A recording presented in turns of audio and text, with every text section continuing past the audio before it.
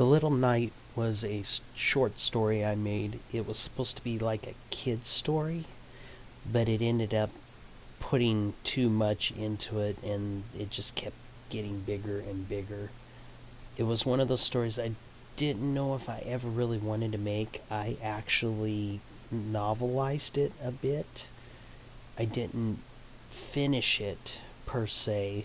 I actually got really close, but then I lost the file.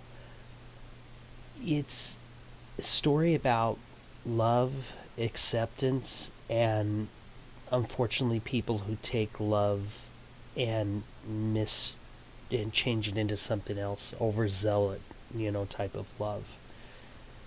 And whatever. It starts off with a young girl living in the forest. Okay. Her mom and dad are gone. Okay, we'll just say whatever happened. I don't really explain it. She's happy to live in the forest, and she's approached by a knight. The knight basically takes her. She's never seen knights. And just to see a knight is almost like looking at an angel. She she kind of swoons and passes out at the sight of him. Takes her to the castle. She is accepted, almost immediately in the castle, much to the dismay of a lot of people who live in the castle.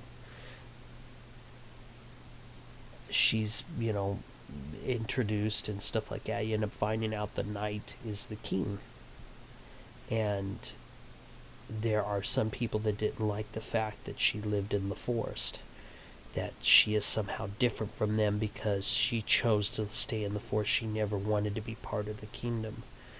And no, but we don't speak against the king because the king has his decisions. Well, that didn't go over too well with some of the residents that have been there all the time. Needless to say, she gets where she has to train to be a knight. Thus, the name of the title of the story, The Little Knight. It goes on to think there's more to her than just, being she's lived in the forest. She knows a lot of the forest. She knows of the it's not just evil, because that's how all the people in the kingdom saw the forest. Anything in the forest is evil. And what was most evil of all is the guy who leads a band called the Snake. So she does these things, these quests, and she ends up becoming more than just this girl from the forest. She becomes actually this, paragon of good and stuff like that. And then being she knows the forest and everything, she starts turning a lot of the hearts of people. Well, maybe the forest isn't that bad. Well, the main knight, the right hand of the king, basically didn't like this. So he says, so you know what? I'm going to go ahead and do the most outrageous thing, just to show them that I'm actually the better knight, not this girl from the forest. So he basically makes a pact with the snake, the head of the snake, and basically sits there and says, you know what, I'll do a peace treaty with him, and then we'll bring him in, and then we'll sit there and say, see, I'm better because I made peace with the snake and I brought him in and stuff like that. Well, only to find out that, the snake is the snake, and he basically tries to murder the king. They bring the snake in. It's all like, yay, we finally made truce with this band of thieves and stuff like that, and we will be able to, once again have true peace and everything else. And like I said, he ends up almost mortally wounding the king.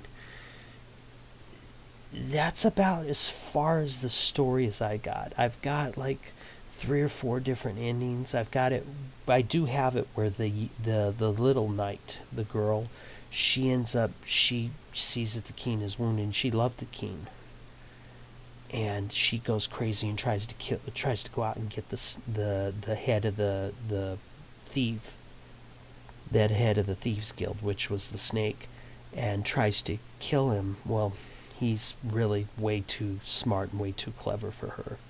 And it basically shames her to the point where she goes home. She goes back to the kingdom, and then she never wants to leave again. She never wants to leave the kingdom again. And it was the king. King basically sat her down, just her and him, and he basically tells her why he took her from the forest and brought her to the kingdom. So that's as far as I got. And she gets this swelling of pride in her, and this swelling of love, and all sorts of good stuff comes in from her from that speech with the king. That's about as far as I went with it. I haven't really there. Oh no, there's a great big battle, and she and the head knight reconcile and come together. You know, I was like, okay, well, this is starting to feel like Lord of the Rings or Narnia or Lion, the Witch, and the Wardrobe type of stuff. And it's like, okay, and I had it all typed out. I even had the ending where basically she sacrifices herself to save everybody, and in the end everybody mourns and everybody comes together and basically pays tribute to her. It was kind of a downer ending, but it was kind of bittersweet ending because she did this. And that's about it. That was my story of The Little Knight.